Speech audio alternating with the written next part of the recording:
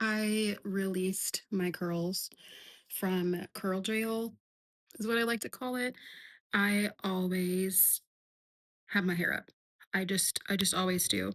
But I think I've just been programmed to hate it. I grew up in rural southern Indiana and no one looks like me here.